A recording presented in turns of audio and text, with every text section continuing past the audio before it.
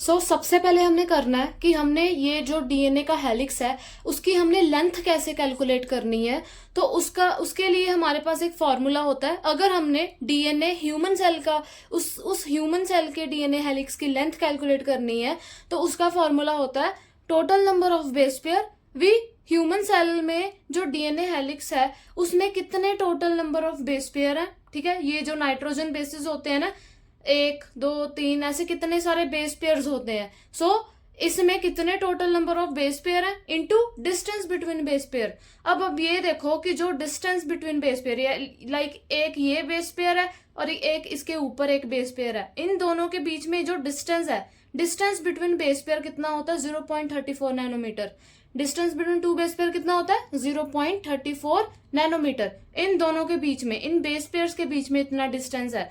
ये आपको गिवन है नैनोमीटर में, हमें चाहिए मीटर में। तो नैनोमीटर को अगर हम मीटर में कन्वर्ट करेंगे तो क्या होगा 10⁻⁹, क्योंकि 1 मीटर में कितना होता है नैनोमीटर 10⁹। अगर हमने रिवर्स करना है, नैनोमीटर को फिर से मीटर में कन्वर्ट करना है, तो फिर क्या करोगे 10⁻⁹। 0.34 इंटू 10⁻⁹। तो हम सॉल्व करके देखते हैं। हमने क्या लिखा, अब ये एक बात ध्यान में रखने वाली है कि जो total number of base pair है ह्यूमन सेल में, अगर हम बात कर रहे हैं डिप्लॉयड की, डिप्लॉयड सेल है तो उसमें कितने होंगे 6.6 इंटू 10⁹। अगर डिप्लॉयड है तो हम डिप्लॉयड सेल का कैलकुलेट कर रहे हैं, तो इसमें इतने total number of base pair है आपको याद रखने हैं, into distance between base pair कितना था ये। अब इसको सॉल्व करो, खुद सॉल्व कर कर देखो, और इसकी लेंथ आपको, यानी डीएनए हेलिक्स की जो लेंथ है वो आपको मिल जाएगी। पॉज करो इस वीडियो को और कैलकुलेट करो। एक बात मैं आपको बता देती हूँ, जो आंसर आपका आएगा, आपका कितने आएगा मीटर में आएगा, यूनिट इसकी मीटर में है, तो आपने उस अकॉर्डिंग उसको सॉल्व करना है। ठीक है, अब सॉल्व करो। आपका आंसर है, come on tell, that is 2.2 metre. आप खुद इमेजिन करो, इतना लंबा डीएनए हेलिक्स होता है 2.2 मीटर। एक छोटे से सेल में इतना लंबा डीएनए हेलिक्स, ये कैसे आपने इसमें एंटर करवाओगे, ये कैसे आ सकता अंदर। तो इसकी हम क्या करते हैं, पैकेजिंग करते हैं। ठीक है, आपको अच्छे से पता है डीएनए होता किस में है, न्यूक्लियस के कौन से पार्ट में होता है, सॉरी सेल के कौन से पार्ट में होता है, न्यूक्लियस में। न्यूक्लियस की जो डायमेंशन होती है 10⁻⁻6 मीटर है, कितनी कम है। आपके पास डीएनए कितना लंबा है 2.2 मीटर। अब इतना लंबा डीएनए इसके अंदर हम कैसे लेकर जाएंगे, इसकी फॉर्म में पैकेजिंग कर देंगे। जैसे एक रिबन होता है ना इतना लंबा सा, अगर आप पॉकेट में डालोगे तो इतना लंबा रिबन नहीं पड़ेगा, उसमें नहीं डल पाएगा। फिर आप क्या करते हो, उसकी आप फोल्डिंग करोगे, पैकेजिंग करोगे, ताकि इजीली आपके पॉकेट में चला जाए रिबन। ऐसे ही आपने इसको पैक करना है। ठीक है, इसको पैक करते जाना ताकि वो न्यूक्लियस के अंदर आ सके। तो यही इस वीडियो में हम डिस्कस करने जा रहे हैं।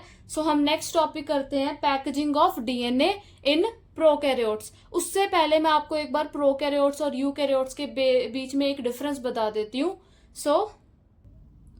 ये मैं आपको कभी डिटेल में करवाऊंगी, प्रोकैरियोट्स यूकैरियोट्स, क्योंकि आपके जो एनसीईआरटी में आपको इसके ऊपर फोकस करने को नहीं बोला, पैकेजिंग में फोकस करना है आपने। बट फिर भी मैं आपको चलो ओवरव्यू बता देती हूँ कि ये होते कैसे हैं, लाइक क्या इन दोनों के बीच में डिफरेंस है।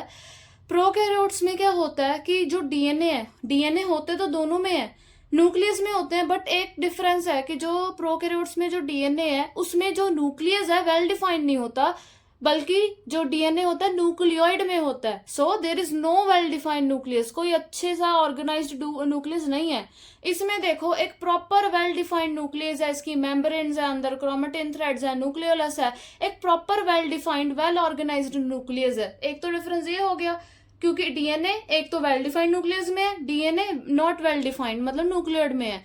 दूसरी बात की जो प्रोकैरियोट्स है इसमें कोई भी डबल मेम्ब्रेन बाउंड ऑर्गेनेलिज नहीं होती। मैंने यहाँ पर कम शो करी हुई है, ये हम अलग से करवाऊंगी मैं आपको। बट आपने इतना ध्यान में रखना है कि इसमें जैसे organelles, endoplasmic reticulum, Golgi bodies, chloroplast, mitochondria, इतनी सारी जो ऑर्गेनेलिज होती हैं प्लांट और एनिमल सेल में, इसमें ऐसा कुछ भी नहीं होता।